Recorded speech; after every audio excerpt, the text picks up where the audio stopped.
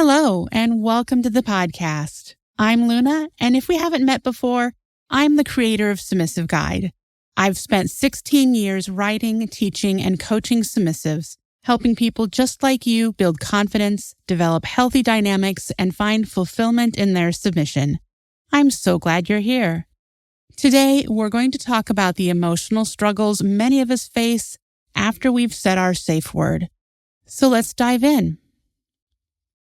A safe word is your lifeline in play, a vital way to communicate when you've reached a physical or emotional limit. For those who play with safe words, there's often an unspoken expectation that they're reserved for serious moments, making submissives hesitant to use them. But remember, using your safe word is never something to be afraid of. While it may sometimes mean stopping the scene, it also prevents you from going to places you're not ready to explore. Yet guilt or self-disappointment can make using a safe word feel like a failure for many.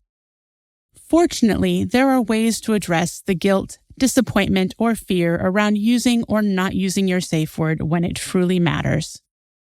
When you engage in play that involves a safe word, that safe word is built on a foundation of trust. The dominant trusts that you will use it when needed, and you trust them to stop the scene or at least check in when you do. This mutual trust is essential. If trust isn't there from the start, it's best not to play together. It's that simple. Personally, I've only had to use my safe word a few times, but I'm grateful I did. One time, Nightmare and I were playing at a more intense level than usual. We'd discussed that I might need to use my safe word to stop the scene. I pushed myself, embracing each sensation and enjoying the buildup. However, as the scene went on, I noticed an unexpected wave of anger. After one more strike from the cane, I had reached my limit, fuming inside. I tossed the keys, my prearranged signal since I was gagged, and broke into tears. Nightmare quickly and compassionately untied me, comforting me as I babbled and cried, overwhelmed by the intensity. Although they praised me for going as far as I did, I couldn't shake the feeling of failure for not pushing further. Even though we'd agreed on using my safe word if I needed it, I was still disappointed in myself. Reflecting on this experience and others has helped me better understand my responses to using a safe word. I want to share those insights with you. My shared experience should give you an idea that safe words are not just about your physical safety. You can also reach unexpected emotional limits or trauma triggers and need to stop the scene for your emotional safety. And you may be asking, if they saw you getting upset or emotional, then they should have stopped, right? But that may not always be true. BDSM play, especially the edgier activities, can evoke a lot of reactions that aren't always bad for the scene. Nightmare and I know this about our play, which is why we negotiated beforehand. Due to what we were doing, using the safe word was likely necessary. As you can see, using a safe word doesn't mean I failed. It was a good thing. Nightmare trusted me to use it when I needed to, which is why I have it. Using it means that I trusted them to stop. Doing this has proven the strength of our trusting bond. Even with a strong foundation of trust and clear communication, many submissives still experience complex feelings about using their safe word. Emotions often rush in, sometimes more intensely than physical sensations. Understanding and working through these feelings is essential to embracing safe word use as a positive part of play, rather than a point of self-judgment or regret. Let's explore the most common emotional responses often brought to the surface when you're pushed to your limits and face the decision to use your safe word. Fear of failure. I get it. You have a safe word meant to be used only as a last resort, so even thinking about using it can feel like you're letting your partner down. Maybe you worry they'll be disappointed, or worse, they won't want to play with you again. This fear of failure can grip any of us. But remember, your safe word isn't just a lifeline, it's also a profound element of trust.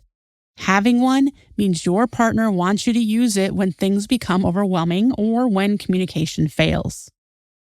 A safe word isn't just a way out. It's a tool for self-awareness and relationship building. The fact that you have a safe word in the first place is a testament to the trust between you and your partner.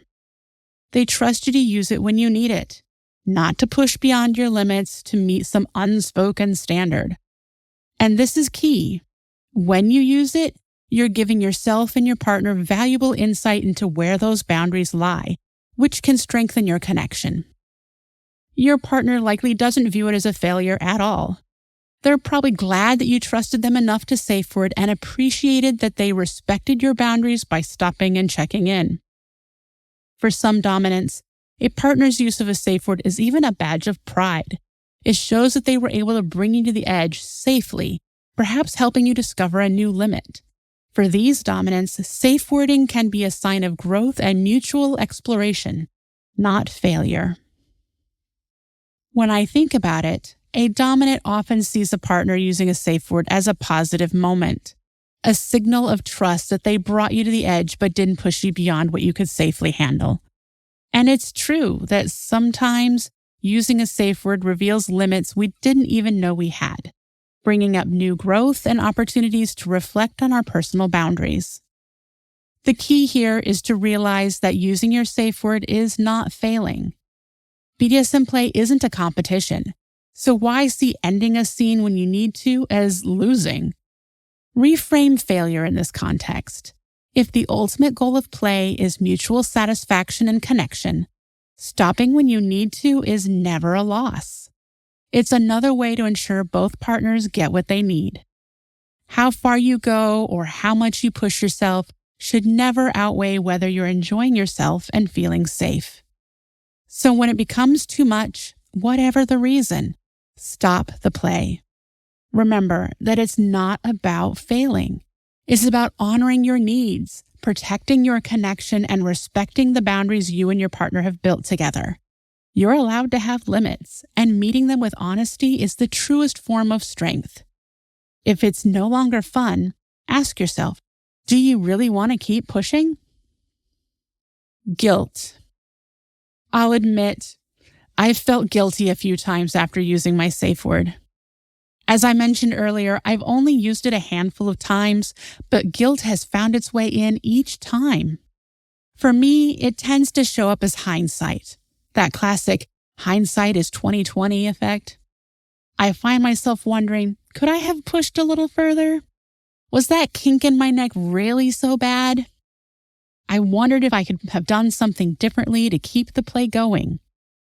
But it's important to recognize that this guilt often reflects self-doubt, not a sign that you've done anything wrong. A helpful first step to reframing guilt is to remind yourself that using your safe word was a choice you made for a good reason at the moment.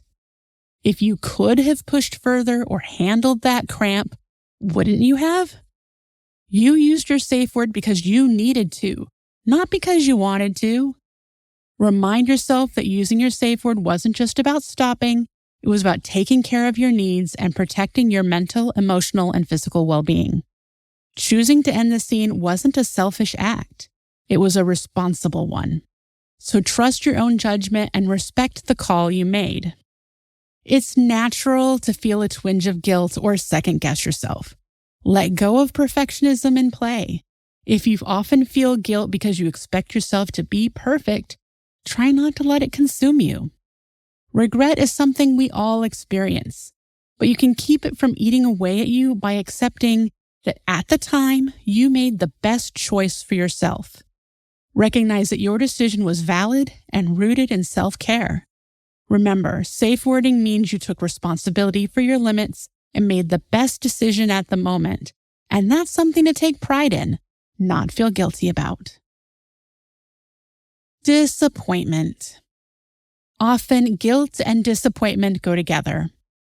Disappointment in play usually stems from setting expectations that may be too high for where you are right now. The reality is you can't expect to reach every goal each time you play. There are simply too many factors that can affect the experience. Stress, bad moods, distractions, both internal and external, physical limitations, and emotional state can all play a part. Sometimes you're just not in the right headspace, and that's okay. Once you realize that you don't have to lower your expectations to avoid disappointment, try learning how to manage disappointment when it arises. Embracing this mindset may help you overcome distractions or pressures that sometimes prevent you from reaching your goals. By accepting that play doesn't have to be perfect to be fulfilling, you can allow yourself more freedom to enjoy the experience as it is. One way to manage disappointment is to make post-play debriefs a regular part of your routine.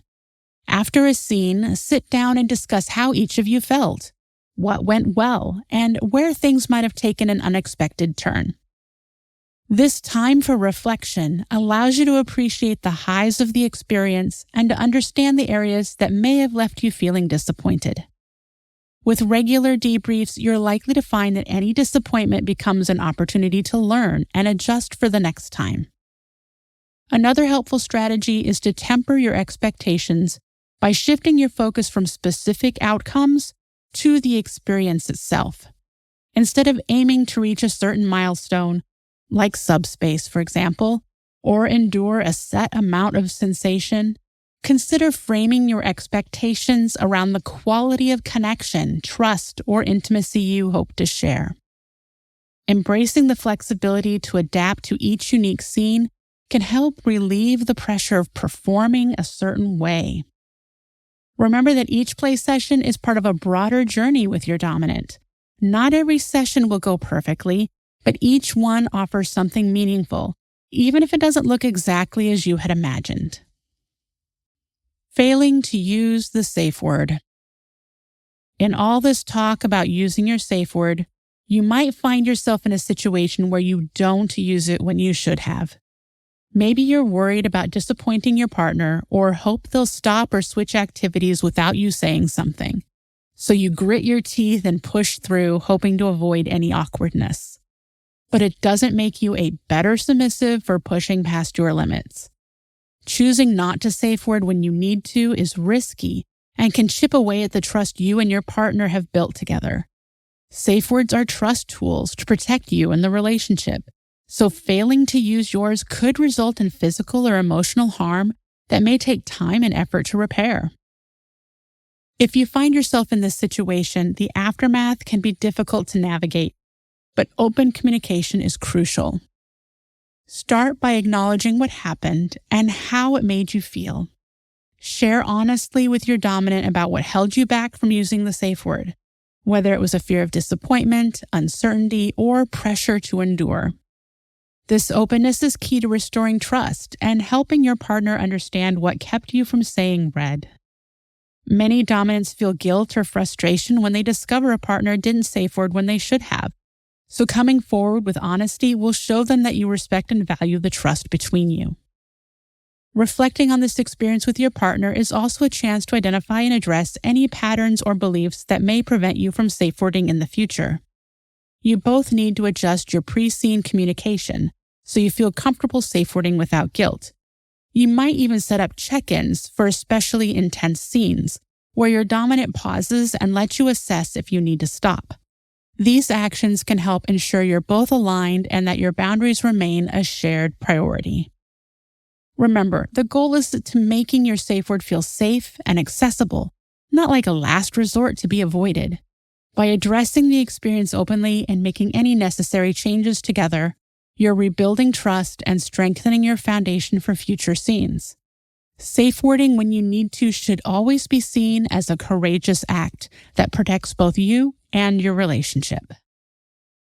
Using your safe word doesn't have to come with all the negative baggage we often attach to it. Like the emergency number 911, you don't use it unless you truly need it, so treat it that way. Accept that you're not invincible and that it's okay to have bad days. Your safe word is there to protect you, not to reflect failure. Instead of viewing safe wording as something to regret, learn from it. Recognize that it's an opportunity to understand your limits better and embrace the trust you've built in your dynamic. Whether you're in a play scene or a long-term relationship, Every step you take to take care of yourself strengthens the bond between you and your partner. Open communication builds safety and trust. Sit down with your partner to review or establish your Safeword plan. It's a small step with big rewards, ensuring you're both ready for an even safer, more fulfilling play experience. Thank you for listening to our podcast. We hope you learned how to process all the emotions that come after you've said your safe word. We would love to hear what you've learned from this podcast. Mention SubGuide on Twitter and Instagram or FetLife using Submissive Guide. We know that learning and growing in submission is easier with support, guidance, and resources. That's why Submissive Guide's Patreon is the next step in your submissive journey. You'll gain access to mini classes, further education, and downloadable resources that build on everything we've discussed today and more. Visit patreon.com/subguide and check out all the exciting perks we offer. Don't miss out. Become a patron today.